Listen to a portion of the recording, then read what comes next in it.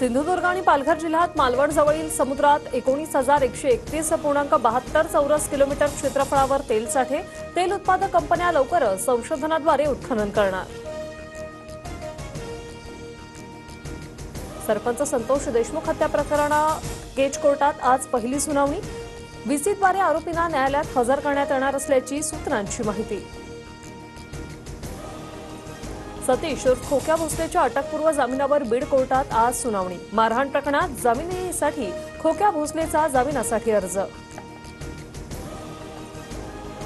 प्रशांत कोरटकरच्या अंतरिम जामिनाबाबत कोल्हापूर कोर्टात आज सुनावणी। इंद्रजीत सावंत धमकी प्रकरणी केलेल्या इतर हस्तक्षेप याचिका कोर्टाने फेटाळल्या।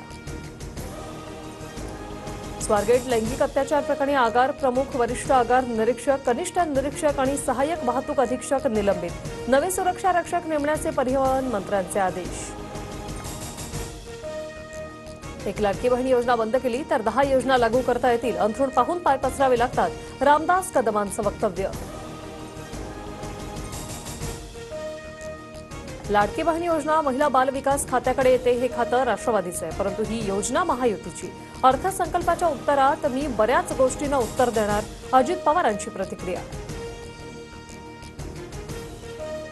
मविया सरकार असताना प्रवीण दरेकरांना जेलमध्ये टाकायचा प्लॅन होता। या पापाचा धनी न होण्याचं मी ठरवलं। स्पीड वाढवली आणि ठाकरे सरकारचा टांगा पलटी केला, एकनाथ शिंदे यांचा। मुंबईच्या लीलावती रुग्णालयात 1,250 कोटींचा घोटाळा।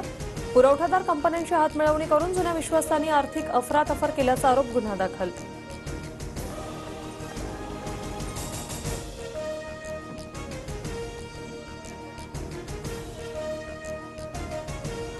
मुंबईतील आणखी एक मोठा प्रकल्प अदानींकडे। गोरेगाव पश्चिममधील मोतीलाल नगर पुनर्विकासाच्या आर्थिक निविदेत अदानी समूहाची बाजी।